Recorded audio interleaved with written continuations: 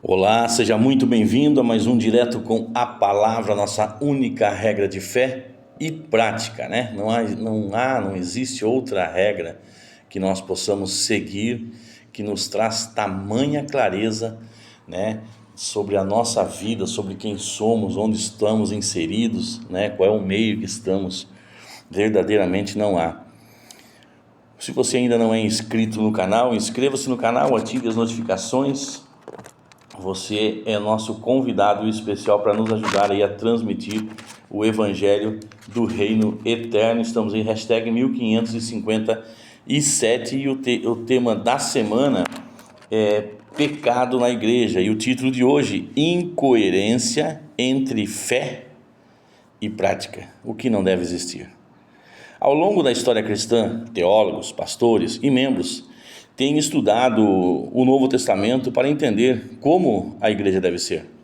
Ficamos admirados, por exemplo, com a igreja retratada em Atos, mas rapidamente perdemos de vista um aspecto importante: pessoas são problemáticas.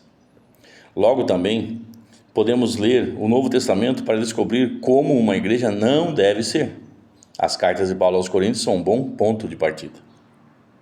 Leia 1 Coríntios capítulo 5, do verso 1 ao verso 13. Que situação escandalosa Paulo descreve nesse trecho e por que ela é tão perturbadora? Porque ela acontece, né?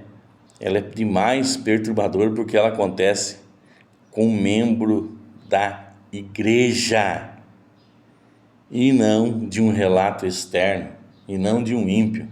Meu Rei da Glória. A expressão mulher de seu pai em 1 Coríntios capítulo 5:1 sugere uma relação incestuosa entre um homem e sua madrasta. Esse problema provavelmente tenha sido relatado por alguns membros da casa de Cloé, 1 Coríntios 1:11.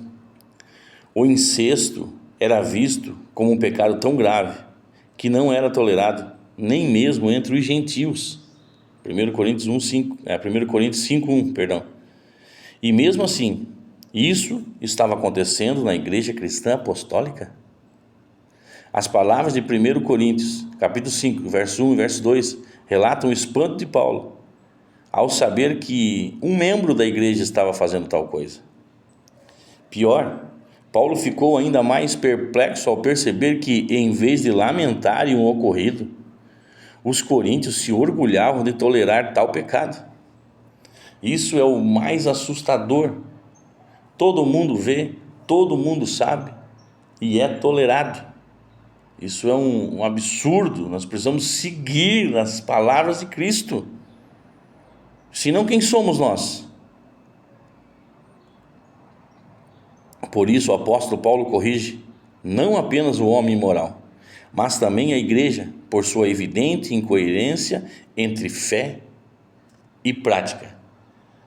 Sempre cito aqui, sobre ser capa da gaita, ter uma boa vestimenta, mas por dentro ser sepulcro caiado, Não pode haver incoerência entre fé e prática.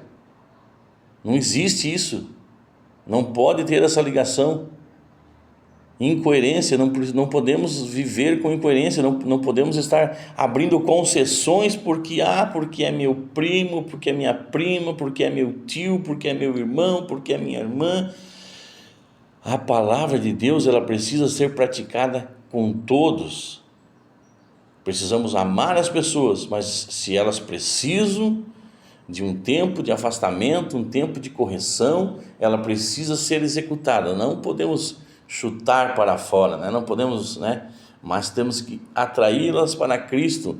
Mas o que a gente vê muitas das vezes são pessoas cometendo tal coisas e se manterem subindo no altar com o microfone na mão, ministrando a palavra de Deus, ministrando louvor, e isso é totalmente incoerente.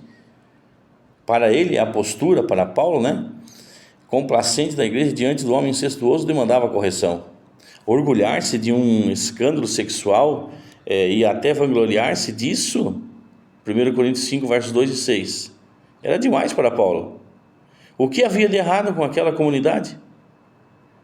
O que havia de errado com aquela comunidade? Não sabemos porque a igreja de Corinto foi tão tolerante com esse pecado. Talvez porque, meu Deus, isso aqui é difícil até de ler. Talvez porque era praticado por um membro rico de quem a igreja se beneficiava. Incoerência entre fé e prática. Ou quem sabe por acreditarem que todas as coisas são lícitas, né? 1 Coríntios 6,12 fala. Todas as coisas são lícitas, o apóstolo Paulo fala, mas nem todas nos convém, né? Até o que não é pecado, muitas vezes nós devemos deixar de fazer, não porque é pecado, mas porque nos acaba nos tirando do tempo com Cristo. E não é difícil de você analisar e pensar sobre isso. Eles não julgavam o caso como deveria.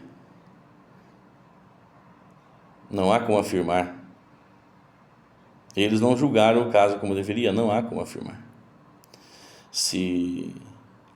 Seja como for, tornaram-se cegos diante de uma violação flagrante das Escrituras. Levítico 18, 7 e 8. E ainda se orgulhavam disso. Isso é espantoso. Quais práticas claramente condenadas nas Escrituras corremos o risco de tolerar em nome do amor, entre aspas, e da aceitação?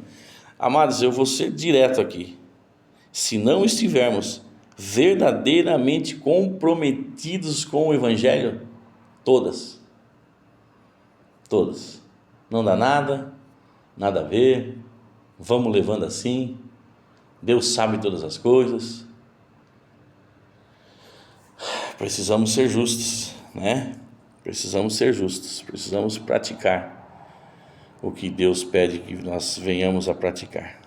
Pai amado, Pai eterno, Pai santo, obrigado pela Tua palavra, Senhor, que traz um sacode para as nossas vidas, para a nossa igreja, para a nossa comunidade.